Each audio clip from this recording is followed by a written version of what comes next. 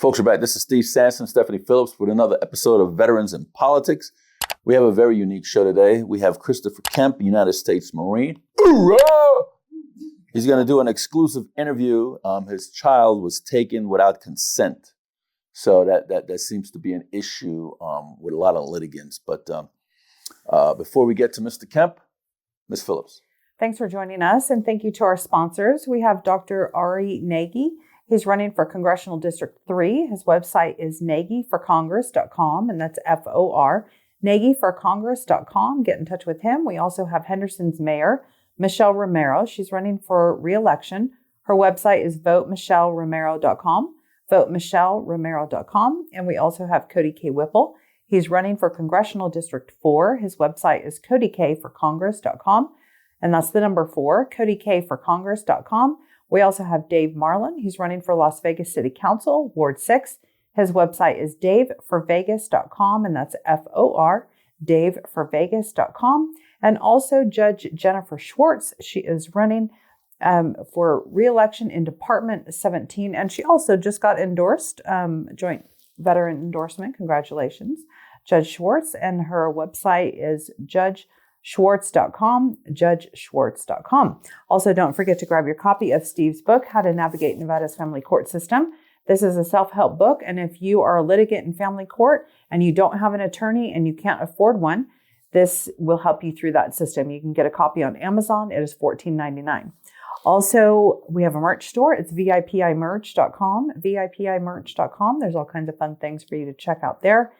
And also, I just want to mention, we talked about the State of the Union address in the last show, and there were a couple of things that I was ranting about, and there's a couple more. There were 6 heroes that President Trump gave the Congressional Medal of Honor to, and there was a Democrat representative. What's her name? Robin Kelly was on some talk show and laughing about how all these people were getting medals. You get a medal, you get a medal. But these people were heroes. And this one gentleman fought in the Korean War, and he's 100 years old. And his story was buried for 50 years. They finally told his story, and President Trump, Vietnam War, President Trump finally awarded him. And he made it out of something that probably most people wouldn't. His plane was shot 243 times, and he was injured and wounded, but he came home. And anyway, people like that were getting these. And then you have one of these people that are laughing about it. That was no laughing matter. There was some other stuff too, but I won't go on because we have a lot of things to talk about. But there was some action last night on the Democrat side that was very deplorable and uncalled for. On a different note, what I forgot to address on the last show was our endorsed candidates. Yeah. First, I like to thank all the candidates that participated in last week endorsement interview process, February 21st. And I'll also like to thank all the panel members and everybody that was involved that made this endorsement successful. And I just wanted to name out all the candidates that received our endorsement. And this is the 3 veteran groups: Veterans in Politics International, Nevada Veterans Association, and the Armed Forces Chamber. Austin Beaumont, Clark County District Court, Department 8. Judge Michelle Levitt, Clark County District Court, Department 12. Judge Jennifer Schwartz, Clark County District Court, Department 17. Alex Hubert, Clark County District Court, Department 21. Judge Jasmine Lily Spells, Clark County District Court, Department 23. Judge Jessica Goody, Clark County District Court, Department 26. And we abstained, Veterans in Politics International and Nevada Veterans Association abstained out of 2 races, and that's because VIPI Consultant LLC is representing someone in that particular race. Therefore, the Armed Forces Chamber did the endorsement interviews solely, and they have endorsed 2 folks, Judge Veronica Barisic, Clark County District Court Department 5, and Adam Gens, candidate for Clark County District Court Department 13. And I just want to put that out there so everybody can know who we endorsed, and who we support. And I just want to make sure that with the joint endorsements that people pay attention to those. So that's what I want to say. Congratulations to all the folks that are endorsed, and congratulations to all the candidates that came and participate. And there's another thing too, folks. Even if we did not endorse your race, you still have a huge publicity. I mean, these YouTube and live feeds, all of our live, and there was 8 of them. All of our live Facebook received over 1,000 views already, and we're not even in a week yet. And so it is good for the public to see a candidate, next to each other in that same particular race, talking about their experience and what they would do on the bench, and that way the voters could make a decision who they like. And like I tell folks for years, if you don't like our endorsement process, or if you don't like who we endorse, be educated and watch these videos, because it would help you to understand the candidates a whole lot better than just flipping a coin or asking mom who I should vote for. Just saying. With that said, let's go to our guest, Mr. Christopher Kemp. Sir, how you doing today? I'm good. How are you? Good. Could you give us a bio, please? And don't leave anything out, Chris. All right? Mm-hmm.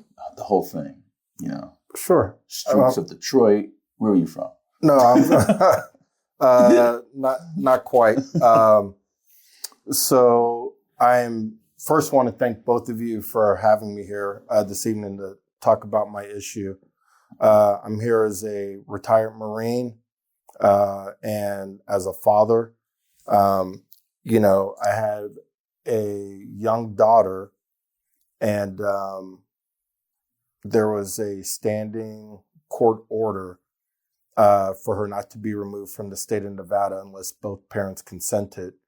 And she was removed, and she's now in the Philippines. And You went right to it, huh? You missed the whole bio. No, we're going to get to that. We'll get to it. I'm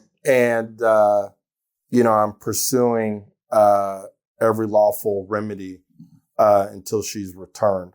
I want to keep it about my daughter, but as far as I'm concerned, from the Bay Area, California, grew up in the Bay Area, the East Bay. So you're a San Diego Marine? No, I was a East Coast skid kid. Oh, so you went to Parris Island? Nope, I was an officer. Uh-huh. Oh, gotcha. Officer candidate school in Quantico, Virginia. Gotcha. Okay. After that, attended initial flight training in Pensacola. Mm-hmm. And then, as we were talking about before, my pathway was a little bit different. Okay. So I went to the Air Force for primary training, flew their jet trainers, came back to the Navy Marine Corps side, trained in helicopters, subsequently selected Cobras, and then started off on the East Coast, did a couple of deployments, MU deployments, and then some other stuff in between, and then went to very briefly Camp Pendleton. Then my squadron moved to Hawaii. Gotcha. And then after that, I also was a maintenance officer in the Marine Corps, and then was trained as a foreign force advisor. So I got a lot of experience working and training with foreign militaries. So you've been in some nice deployments, Pensacola, Florida, nice sunny over there. Yeah, Pensacola was nice. The Bay Area in California, nice and sunny. Yeah, everywhere. Hawaii, nice and sunny. Everywhere the Marine Corps Quantico, sent me was Virginia, nice. that's a whole different story. Well, I will say they call it the crossroads of the Marine Corps, and it's just that. So even though it is the furthest from home for me, it is home because you're going back to, the foundations of the Marine Corps. Gotcha.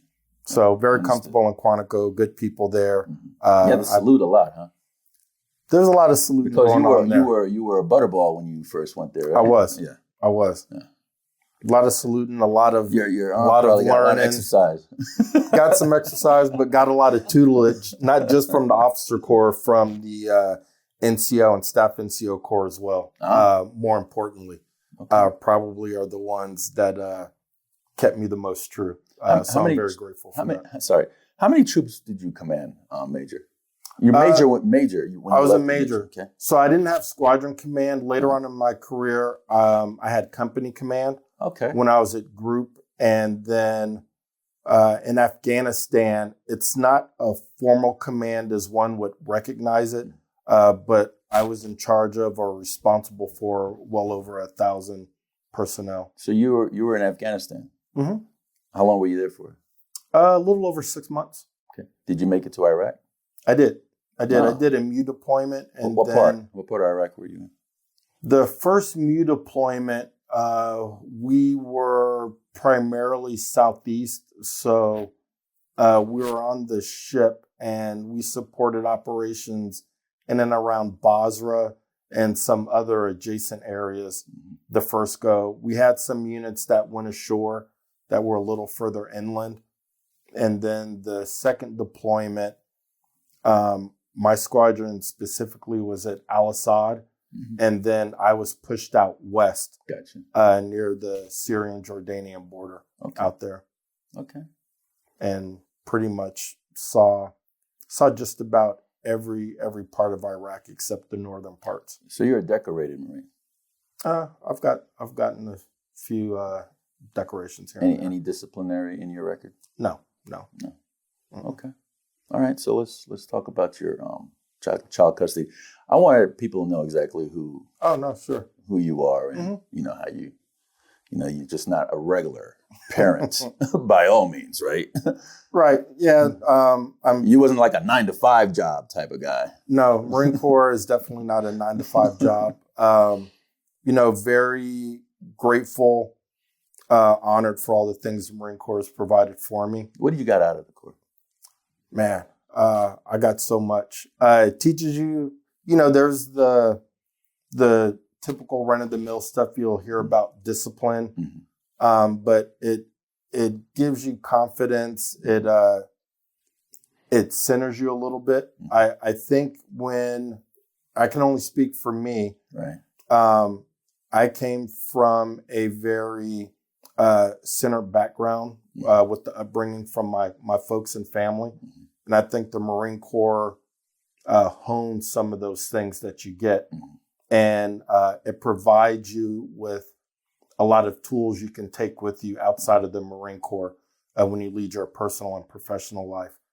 So the things that the Marine Corps gave me, I can't thank it enough because it allowed me to be where I am today. Gotcha. Without it. And so I've always seen it as a give and take.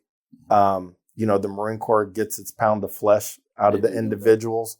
And I made it a point to take everything I could get from the Marine Corps as well. And so it was a mutual relationship. I don't know if I'll go as far as say it's symbiotic, but we definitely take from each other. And I'm grateful for what it's given me. You spent a lot of time in the quarterdeck? Not too much, but a little bit. Yeah, but a little bit. Okay. Mm-hmm. Right. So now you moved to Vegas. I did. Let's go from there. Okay. So I moved to Vegas the summer of 21. I retired from the Marine Corps October of 2020 from Japan. Okay. So Okinawa? I was in mainland Japan first. Mm-hmm. I was with 7th Fleet. Okay. And then I went to Okinawa. Okay. And then after Okinawa, once I retired, I hung out in Hawaii just a little bit, post-retirement. And then I ended up getting a contracting job here in Las Vegas. Tell me what you thought about Okinawa in one word. Amazing. Okay. Amazing. What I'll say about Okinawa, not just there, maybe even Hawaii, sometimes there's these places get a bad reputation because it's a small island and it's confined. What I would say is, if you let that be your boundary, it tends to be more a negative experience. Whereas I always took it as, well, the Marine Corps sent me out this far. How much further can I go? Right. And use it as a springboard. Right. So the Okinawan people are amazing. The culture's amazing. Food's amazing. And, when you're not working, you literally are a stone throws away from Taiwan, Korea, Vietnam, all these other places. Yeah, Philippines that you could travel to. So you've been to BC Street? No. Stop that. Stop. Hey. How long were you in Okinawa for? A little over 2.5 years. Oh, stop. You didn't go to BC Street? Stop. Listen. Stop. There's nobody going to flog you. No, there's no one going to flog me, but you know where to be and where not to be. And so that's where I went because they told me not to go. There's enough trouble when you don't go to where it's concentrated. And not to say that it's trouble, but no, I didn't frequent there. I was too busy exploring all over the island. What was your rank when you went to Okinawa? Major. That's probably why you didn't go to BC Street. Maybe. He was too high up. Yeah. He wasn't even a boot lieutenant. He was too high up. He's like, hell no, I ain't go to BC Street. That sounds like trouble. All right, sir. Tell us about your experience in the family court system. That's what brought you here. Yes, sir. So my experience, like I had mentioned, my daughter was here. How old? At the time, she was 4. Okay. Now she's 7. Her birthday's in August. Mm-hmm. And so, the plan was she would be educated here. Mm-hmm. And subsequently, I needed to get an order from the courts to prevent her from being removed. Okay. And so she subsequently was removed. And then that was my introduction into the court system. Why was she removed? I can't speculate as to why she was removed. She was removed from where? From Nevada. Okay. Her mother took her out of the mom country. Took her out of the country back to the Philippines. With a judge's order? Without a judge's order. And isn't that kidnapping? I don't know what you call it. I know it's not in compliance with the order issued by the court. Who was your judge? The judge, I believe, was Vincent Ochoa. Was the judge's name in the district court. And so that was the first introduction.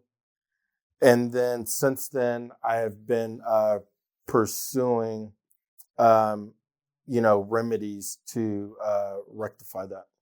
Okay. So what happened during your court case? During the court case, the court found that they did not have jurisdiction. Mm-hmm. And so therefore, once they didn't have jurisdiction, the matter was, I don't know the appropriate legal word. I'm not going to say closed, but since they didn't have jurisdiction, it didn't leave a lot of avenues for me to pursue via the state district court. And so what I've been doing thus far have been litigating this in the Philippines, which is an ongoing matter. And again, looking to find remedies and the appropriate process here in lieu of the family court.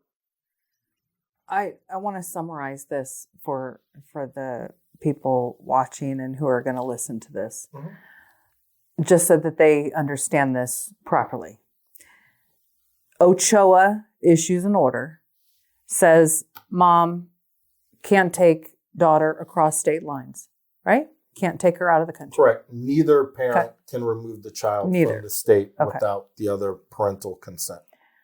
So when mom violates this order and takes the daughter to the Philippines, out of the country, and you went back and filed with that court, with Ochoa, and you told him what happened, they came back to you and he said, I don't have jurisdiction because the daughter is now in Philippines. Is that right?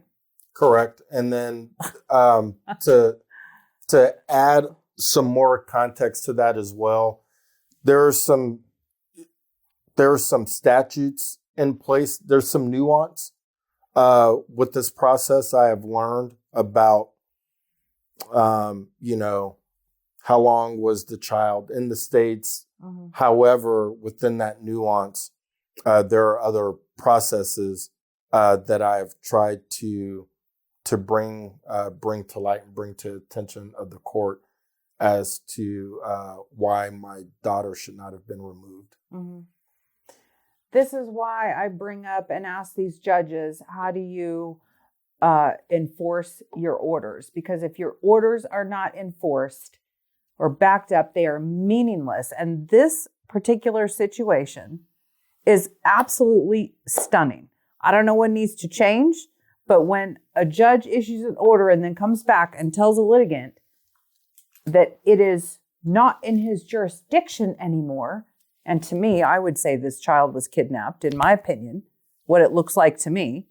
I think there should be criminal charges on something like this, and I just can't understand. And if the law needs to change, the law needs to change.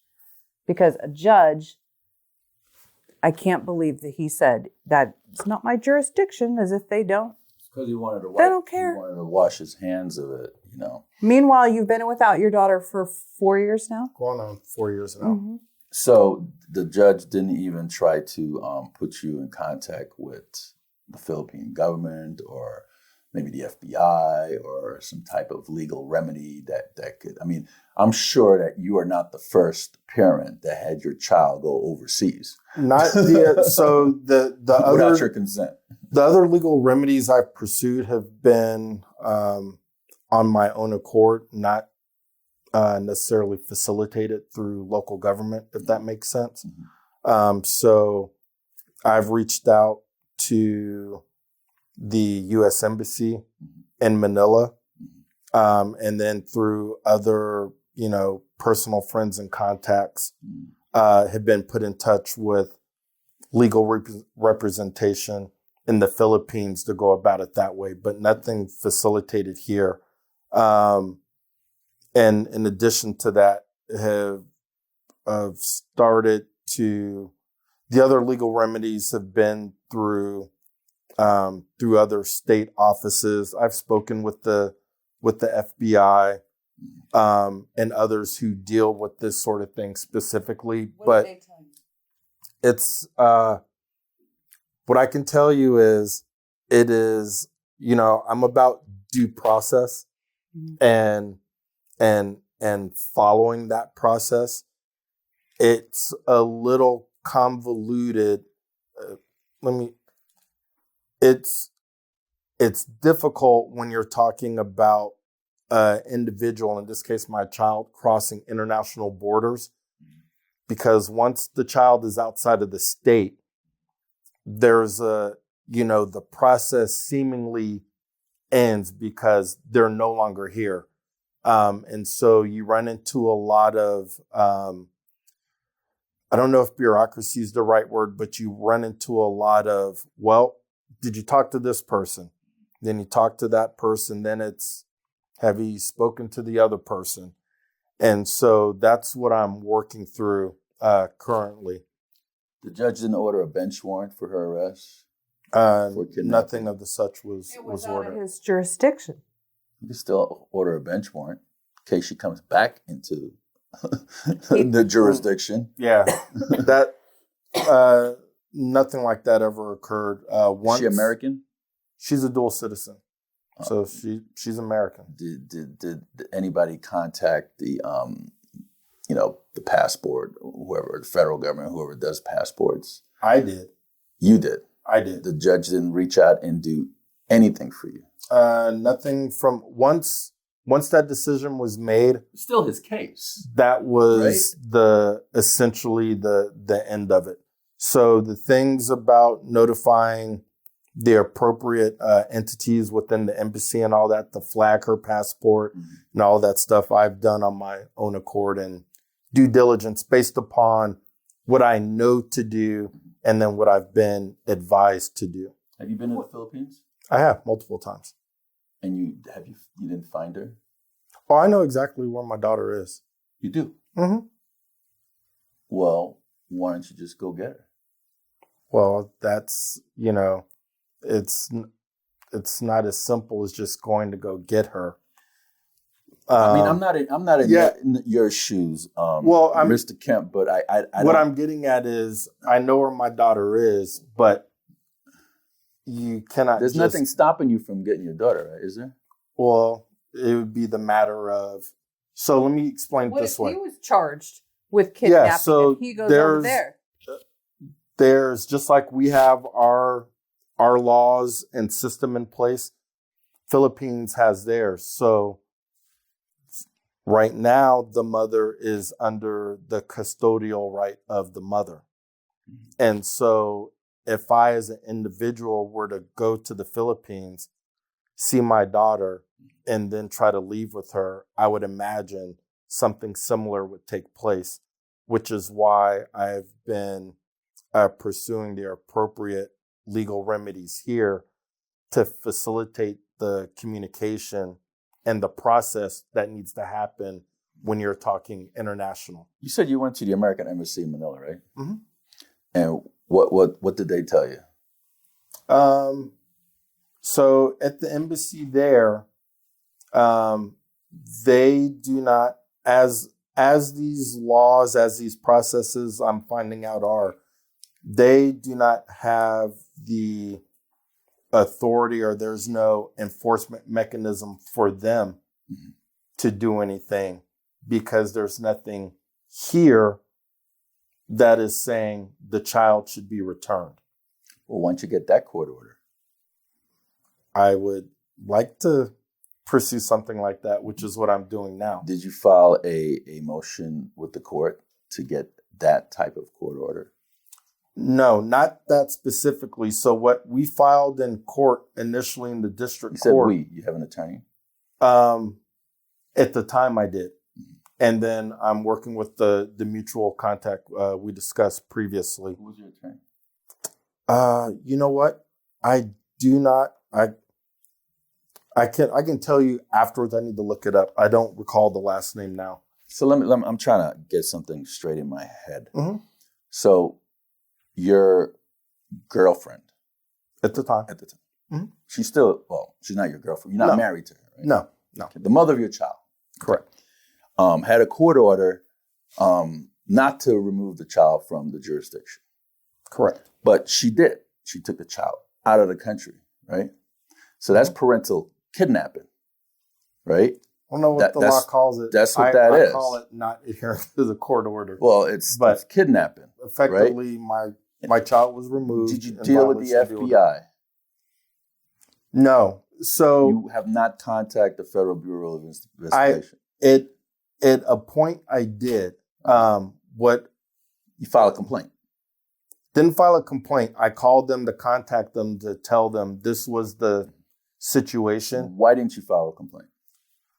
So at the time when my daughter was removed, the one thing I made a conscious choice was to put my daughter's welfare first. What does that mean? What that means is I was concerned about the optics and the psychological trauma having uniformed officers intervene and removing my daughter. FBI don't wear uniform. Well, I'm speaking specifically of the police. Mm-hmm. So I did not. Over in the Philippines, they could wear.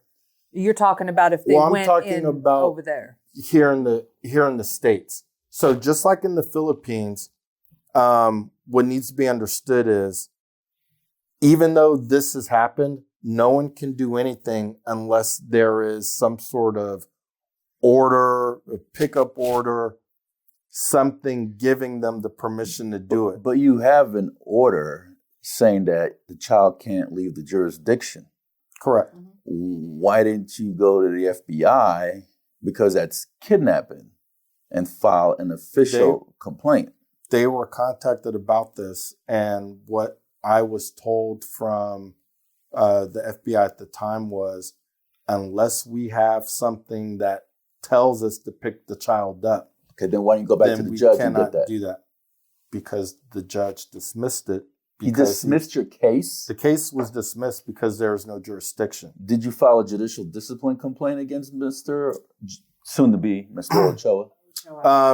So Retired. with regards to ongoing activities, which is why I've been thankfully put in contact with another representative, we're trying to pursue additional legal remedies because of the complexities of this case. And how long this has been going on for? It's been going on 4 years now. 4 years. Mm-hmm. And what did the American Embassy tell you? Similar to that you need a pickup order. The embassy does not. So the embassy does not use the language of having a pickup order because the Philippines and the U.S. with regards to international treaties for, cases like this, they are not co-signatories. So what are you saying is that anybody that's from another country could just take the child out of a jurisdiction illegally, and there's no effing recourse? Is that what I'm hearing from you? There are instances, Major Kemp, is that what I'm hearing from you? What you're hearing is there are instances where there is not international law that is solidified and ratified by two countries. If that structure is not in place, you fall into a gray area. So you can't go down to the Philippines and file a complaint with their legal authority and say that, hey, this child has been kidnapped from the United States? So her back? I'm in the process now in current. And you know exactly where your child is. Yes. It's not like they got to have an investigator and do some research. So there's a process going on now with the local So I'm dealing with the local Philippine. What part of the Philippines are you dealing with? Up in Luzon, up north. Okay. Way up north. Okay. So that is ongoing right now. However, it is important to remember that has nothing to do with here because there is no connective tissue, if you will, between the courts here and there because the case has been dismissed. So until, I shouldn't say until, as stated previously, we're working through these other remedies. Let me ask you something, because I can't understand this. Ochoa closed the case after this. What happens if you decided to go to the Philippines, hire a few guys, because those are easy to hire in the Philippines, hire a few guys, I'm talking about guys with guns, and go in there, snatch your daughter up, you got her passport, take her on a plane and bring her back to the States. Now, what? The Philippines are going to come after you and tell you to bring her back? I would. What would be her legal remedy to come after you now? Because apparently you have none. And she took the other way. She took the kid to the Philippines. What's your legal remedy if you decide to go? Because I don't think I could sit here. I don't think I could sit here as calm as you and talk about my daughter's gone for 4 fucking years in the goddamn Philippines. And I don't think I could do that. I think that the legal remedy is not going to work. I'm going to go to the illegal remedy. And I'm in another country now. I'm going to hire a few guys and I'm going to snatch her up. I'm going to have a passport and I'm bring her back here. That's what I would do.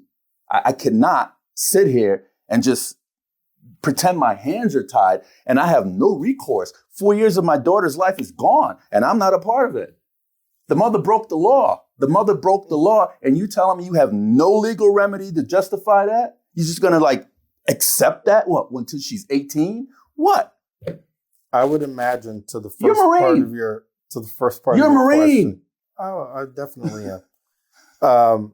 I would imagine it would be inversely proportional to her. So if I took a course of action like that, or if a course of action like that were taken, it would probably be very similar to her, where she would be pursuing remedies in their system saying, hey, he's done this, that, and the other. I would get her arrested as soon as she sets foot in the United States.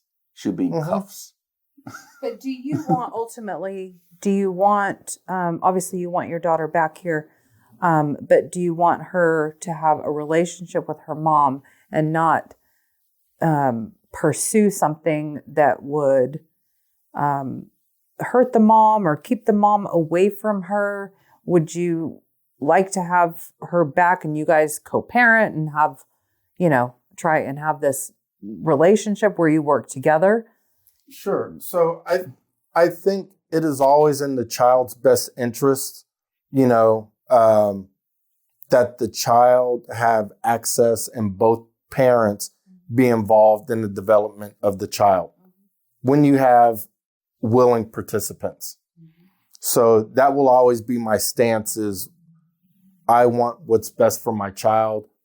It is best for her to have a mother and a father.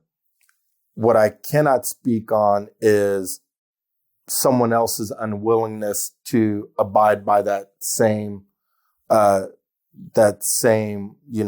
ethical standard, if you will. But that's my position on it. So ultimately, I would want for us both to co-parent.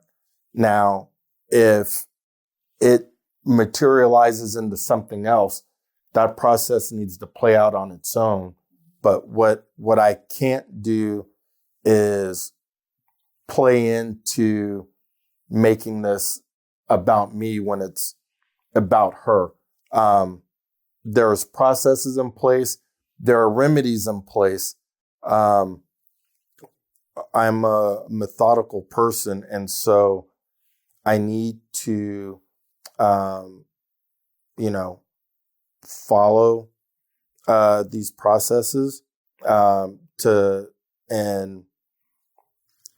hope that what needs to happen does happen. And then as options avail themselves, then, we start looking at other options as well. Did you go to Attorney General Aaron Ford? I've contacted the Attorney General's office. And what'd they do? What'd they tell you? Well, so I will say that a lot of the entities, because of the cross-border complexities, say a lot of the same. So he did nothing. The office did nothing, or they didn't have jurisdiction, or there was no, telling you what you could do or what an alternative solution would be. Did his office do absolutely nothing, knowing that a child from Nevada was taken to another country? What I can tell you is the consistent theme has been there's no jurisdiction. There needs to be an order. And so I'm pursuing. You already have an order. It says don't take the kid out of jurisdiction. Right. Well, outside of the district court. And so I'm trying to pursue these other remedies that I didn't know were available at the time. How did it even get to this? I mean, how this even took place? Well, I mean, it's not really it's not so complex. And how did she get her passport? When hindsight is 2020, you start to wonder, well, okay, how did we get exactly to where we are right now? What I can tell you is the mother and I had an agreement for what was going to be the best for the co-parenting plan for my daughter. That is why my daughter was in Nevada. And certain commitments were not followed through with. And so I'm just following through with mine and my responsibility as a father. And so it got to this, how it got to this. Not by any direct action of my own, not by anything that I've done to escalate it to this. It's just where we are, and so I need to see the process through. Have you talked to any legislators here in Nevada? Any state senators? Anybody that could assist? Any members of Congress from our state? I will repeat what I've said before. Mm-hmm. So to answer that question, yes, or at least I've reached out to their, because I do not have the means to want to direct message a state senator or Congress member, but through their proxies. And it goes back to my commentary in the beginning. So they did nothing. It's complex. It's a complex matter. So from where I stand, it's a little bit like Groundhog Day, but I keep doing what I need to do. And then as I get introduced to different options, I pursue those options. Because ultimately, frustrations aside, there is a process. And I'm a huge advocate of the rule of law. So if we're going to have these, and to your comment about if the law is bad, the law should be changed. Yeah, whether it's the state or the federal, whatever needs to change. I completely agree with that. From where I stand, I am maneuvering in the space that I have available until certain things are changed, or until the right individual or person hears this and does what needs to be done on behalf of my daughter. I think our congressional members need to know about this, and the governor, the president. I think all of these people need to understand everyone's passing the buck to the next person. No one is claiming, oh yeah, this is our jurisdiction, let us help you. No one's telling you anything, giving you any help.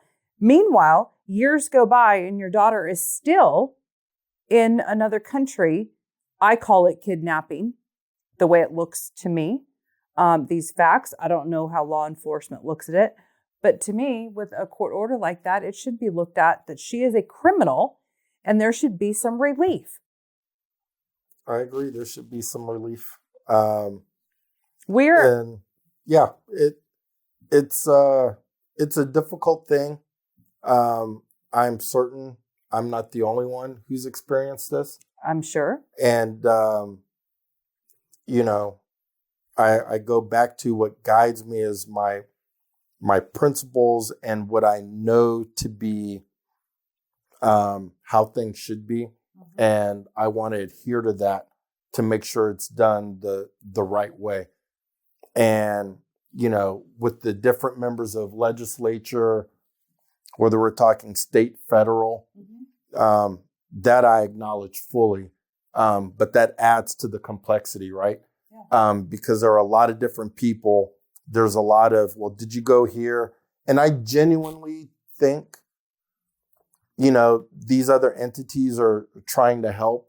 At the same time, if you are me, when it's all said and done, we're right back to where we started. And so my daughter is gone. It's been 4 years. Yeah. There is this order. So where are we at now? Yeah, I think a federal lawsuit and pursuing that and the violation of your constitutional rights, excuse me, and this due process that wasn't there. And your daughter should be here. And you shouldn't, all these years should not have gone by, and all these people telling you, oh, we'll go here, we'll call them or call them. That should never have happened. And I don't know what kind of law that Ochoa got out from underneath and said, oh, she's out of the country, so it's, sorry, that's not ours. That should never, ever happen. Ever. And then for him to close the case and not have, that's just beyond me. Lazy. What's your purpose coming on the show? The purpose of my show was to bring awareness to this particular situation and to get it out there in the public sphere is the main thing, and to advocate for my daughter. Like I said in the beginning, Zuri May Antoinette Turquesa Kemp. I don't know how you can stay so calm. It's not easy, right? Mm-hmm. And so your sentiment. My daughter went to California and I lost my nerve. Your sentiment is not lost on me. What I know is there's a time and place for certain things. And so I need to follow the process and be as vigorous as I can in doing that. Because ultimately, all you have are the systems that are in place. You have any other kids? No. Well, there is something about that system that needs to change. And I would say both of our 2 U.S. senators and all of the congressional members, Horsford, Dina, Susie Lee, who else we got? Almaday. All of you, Cortez Masto, Jackie Rosen, Governor Lombardo, and on down the line, everybody, all of our legislators in Nevada, you guys need to understand what this man has gone through. And whoever needs to change these laws, whatever level, that needs to change. This should never, ever happen. And never should a Nevada family court judge be able to tell someone, oh, I don't have jurisdiction anymore. And they are the ones that wrote the order. This is why I ask judges all the time, how do you enforce your orders? Or do you even enforce them? Spend so much money in attorneys and time to get orders and they don't even enforce them. So it's frustrating. Mr. Kemp, is there anything that you'd like to cover that we have not covered? I do want to say, or at least before we close, you talk about my, composure and things of that nature. That is not possible without having the support of my family and friends. Without them, I probably would have already been out in left field already. And I do want to give What do they tell you? They tell me to be calm. And 4 years. Well, here's the thing. This is calm for 4 weeks. for now, this is a long game, right? Mm-hmm. And so what's always impressed upon me is if you go crazy and get out of line, then what does that leave your daughter with? Okay, then what's your alternative? Because I'm not hearing one. I'm not hearing an alternative. We're not there. Another 4 years need to go by? No. I don't think we will go another 4 years. In part is why I'm thankful I was given this platform, because now more people are going to be exposed. Prior to this was a me thing, right? This is my issue, and an issue shared with family and some select friends, if you will. So I am sure that this is not an isolated incident. I'm sure that there's some type of program or policy or rules or law or agency in place that does this. I mean, you're not the first person that had your kid taken out of a jurisdiction into another foreign country. You're just not. Right. So, I mean, there's got to be something in place that would prevent it or counter it. There has to be. And how come you're not stumbling on that is beyond me. I mean, 4 years went by. What I have observed, with this in mind and outside of this, there are things we see sometimes that seem so easily resolved.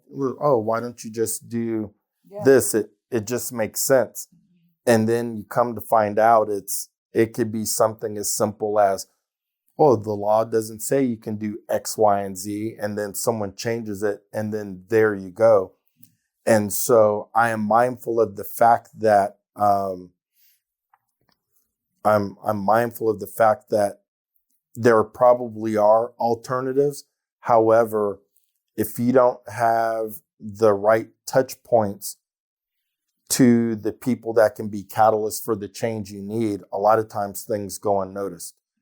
And so, again, I'll thank both of you for just having this platform to put it out there. And back to the previous question, if something happens to me, then my daughter is without her father, right? And so... Well, she doesn't have one for 4 years now. Yeah. She's without her father right now. She is. She is. And I'm without my daughter. Exactly. So as difficult as it is, I truly believe being level-headed and being deliberate and strategic about how I go about this is just as important. All right. Well, tell me your plan to satisfy this whole thing. Tell me your plan to bring your daughter back. I'd love to hear it. What's your plan? The plan right now is through the mutual contact that was given to me to pursue some other legal matters on the federal level. After consultations, I feel really good about the potential outcomes of that to get it elevated. The one thing that I've alluded to or have kept saying, there's no order, there's nothing. Once something is ordered.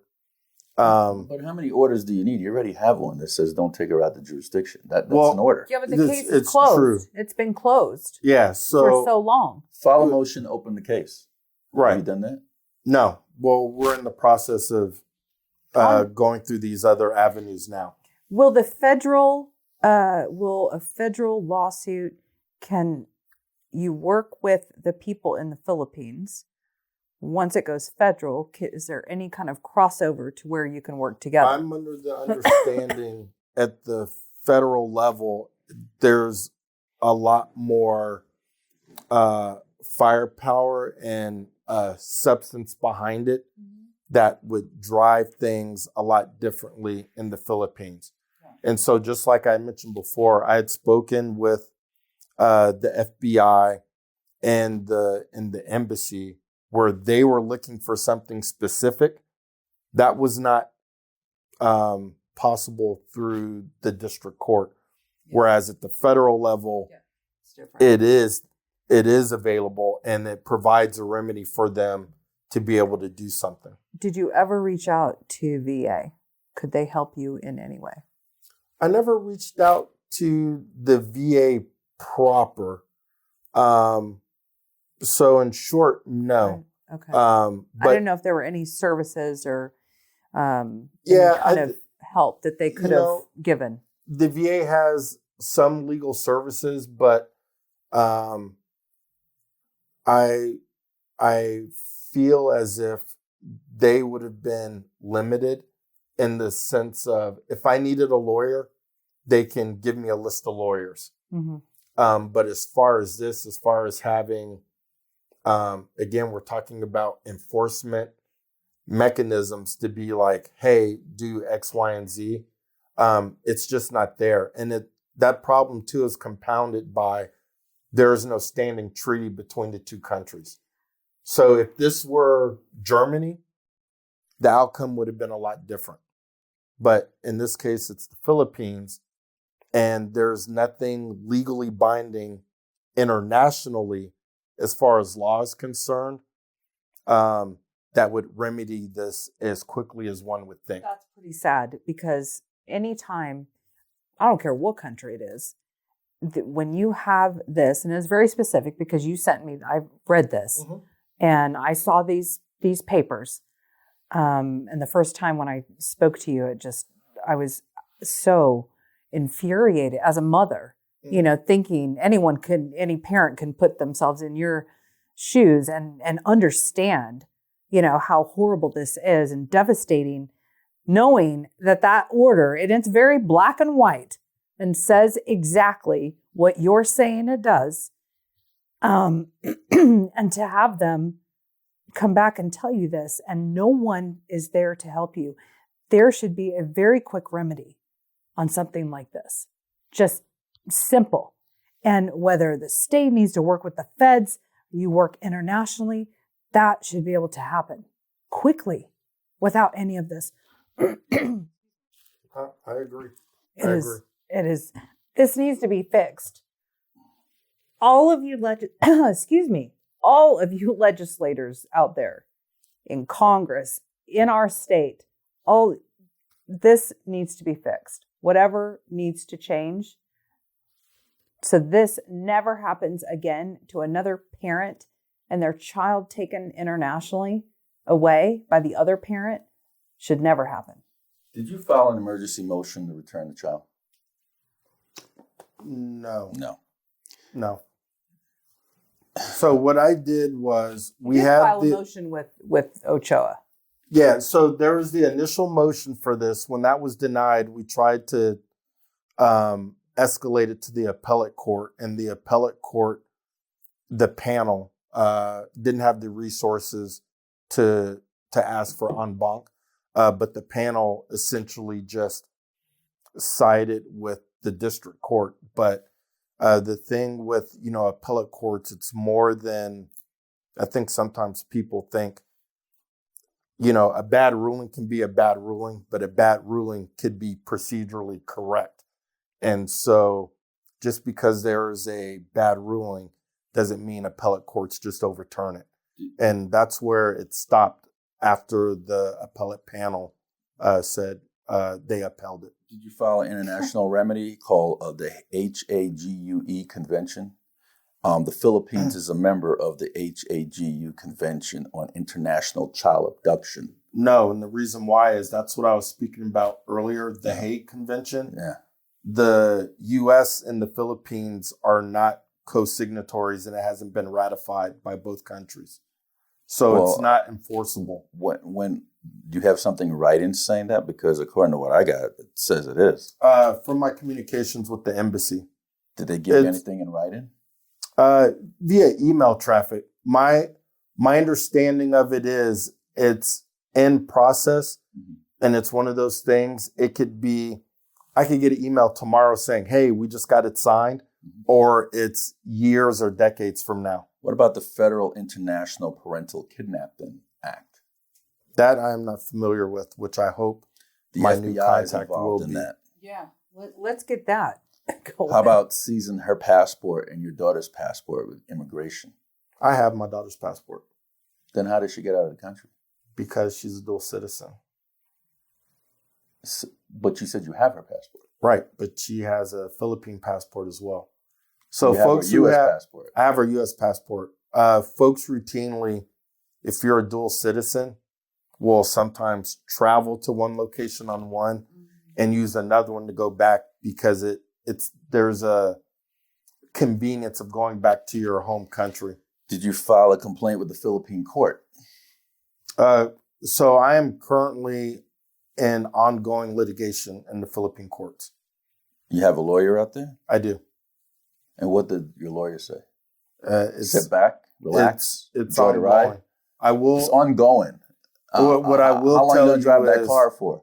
What I will tell you is working in another country provides a completely different. I think I like level my of option a whole complexity. lot better. You got her passport, take some boys, do your thing, and bring her back. I like that. That sounds like your only option, and it's real quick too.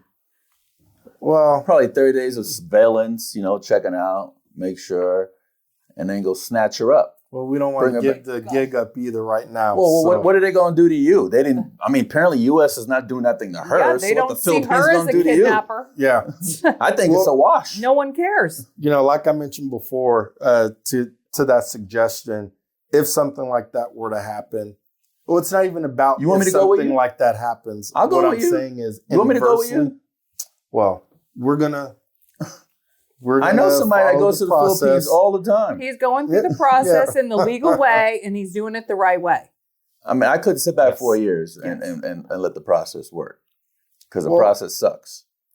Sometimes. Why didn't you file a lawsuit against Ochoa for violating your constitutional right, for prematurely closing your case, for absolutely doing not a goddamn thing when it was in his jurisdiction to do Nevada something? Bar Commission, What I will tell Discipline you Commission, all of them. They with should have regards to complaints that, against him. I would have gone after him like there's nobody's business. You don't know what you don't know. And so until I spoke with my new contact here where we're going to pursue these things, some of those remedies were brought up. You just don't know that's a thing until you're in it. I could tell you before I had a child, I couldn't tell you anything about the court system. Probably no more than someone could tell you about how healthcare works until they unfortunately, have a health crisis, whether it's them or their family members. So a lot of these things are there. And I think people broadly understand, like, hey, if we're wrong, hey, you just go to court and, you duke it out and justice always prevails. But justice, just like a democracy, is very complex and it's complicated. And so I drew the straw of something that is not normal. I don't think it is novel.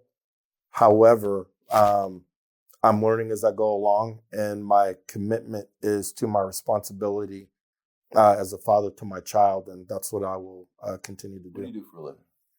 I'm a contract close air support pilot. Okay. So you could just fly right on over there, jump on a chopper, go down there, take a few boys with you, snatch her up, jump back on the chopper, and fly out with her. Well, some things are easier said than done, but I completely understand. You have consistently throughout this interview used the word removed rather than kidnapped. Why is that? Well, there's words have meaning, and I am not the legal expert, and I know some words are legally charged or have meanings in the legal framework. And so while I may have personal feelings or sentiment, I want to make sure my communication is concise to the point that nothing can be misconstrued. Yeah. At the end of the day, there was a standing order. The order is still there. My child was removed in violation of the order. If there's legal definitions that fit that, then that's what it is. I just don't want to speak on something where I'm not fully the expert on. Did local law enforcement, like when you discovered that she was gone, was there any kind of, from LVMPD? Any kind of like... No, so two things with that. Like I alluded to earlier, mentioned earlier, the one thing, there was a conscious effort not to have uniformed officers involved because I was worried about the psychological welfare of my daughter. You want to get your daughter back or what? I do. However, what I know is that would have been very traumatic for my daughter. Knowing the circumstances at the time, and for me, what I imagined was uniform officers, a child, the perception, right? Being taken away from a parent. And if no one knows anything, you and I may know what's going on because we know what happened. But if you right now were to watch something like that, you could be like, whoa, this isn't right. But no one knows that, hey, this is an enforcement of a thing that shouldn't be happening. And I didn't want to put my daughter through that. You got to weigh your options, though, because now you're putting her through 4 years of no dad. You do. There's always... I'd rather give her 4 minutes of uniformed cops. There's always consequences, but, you make the best decision with the information you have at the time. And at the time, I felt that I would pursue these remedies through the court system because kind of as we alluded to, this stuff seemingly appears cut and dry. So you're like, oh, okay, we'll do it this way. It should be. And so here we are now. Did you ever talk to the U.S. attorney in Nevada at the time?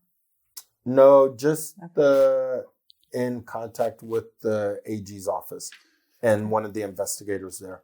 Okay. Well, you're the calmest Marine that I've ever met, just to put that out there. And I know a lot of Marines. You're just one of the calmest ones. And especially you have a personal stuff going on. Your daughter is out of your life for the past 4 years. I don't know how you do it. I will chalk that up to the discipline that the Marine Corps instilled in me. I've been disciplined in the Marine Corps, and this is what you got right here, right? It's just amazing to me that all these legislators... You've been in combat too, right? Of course. Yeah. These legislators and a lot of members of Congress are attorneys. Okay? You would think with this many attorneys as legislators, they would do something about this. This is not the first time. There are probably thousands that this has happened to. It's not in their jurisdiction. Yeah. Make it someone's jurisdiction. I'm gonna start doing that. Make something happen. I mean, do something with your law degree, attorneys that are legislators. So at home, my daughter's gonna tell me, "Hey, Dad, could you help me take out the trash?" I'd be like, "Yo, baby, it's not in my jurisdiction. I can't help you." That's a great line. Can't help you. Yeah. Or when she asks for money. It's not in my jurisdiction. Yeah. Mr. Kemp, Mark is gonna zoom in on you, and this is your moment to talk to maybe other parents, maybe, or somebody in your situation, whatever you want to do. Maybe you want to share your contact information, whatever you want to do. Okay. Or appeal to members of Congress, appeal to whoever And this is in a elected worldwide office. thing. Yeah, we're going to send this everywhere. So I might even target the Philippine Island, this show. So, and give a little bit more information where your daughter is. Sure. So I'll just start off with, again, being incredibly thankful for this opportunity to get my story out there with regards to my daughter, Zuri. She is currently located in Abra, Philippines, which is well north of Manila. It's on the island of Luzon. My purpose of coming on air was to let my story be known and to bring awareness to it with the hopes that this would help facilitate the process and the processes that I've embarked upon to be reunited with my daughter. I have a responsibility as a father. I'm also keenly aware I may not be the only person. In fact, I know I'm not the only person who has gone through this, and I wanted to shed light on it. It's not just a gender specific thing. Probably more often than not, women are in this situation, but I think it's important. It can happen to either one of the parents. And, I want to get the story out there. Hopefully this sparks conversation. It's the catalyst for change. And I want my daughter to know that I love her very much. And I will continue to pursue all legal ways and means until I'm reunited with her. Ms. Phillips, do you have anything you want to add? No, that was good. I hope that some of these people out here in elected positions will listen and hear this, because obviously there are laws that need to change so that this doesn't happen. Mm-hmm. Especially to a veteran of our country, which is it's awful. I'm just tagging a few people to be watching the show. Mm-hmm. Well, Mr. Kemp, thank you so much for coming and sharing your story. Thank you, Ms. Phillips. Mm-hmm. Folks, that's Christopher Kemp, United States Marine, giving us this exclusive interview, how his daughter was taken out of the country illegally, kidnapped, not removed, kidnapped, That's what it sounds like. To the Philippines. And he has not seen his child for over, 4 years? Over 4 years. 4 years. So if anybody out there could help him out, we would really appreciate it. And let's stop the bleeding from the situation and reunite this father with his daughter again. This is Steve Sanson, Stephanie Phillips with Veterans in Politics. Until next time.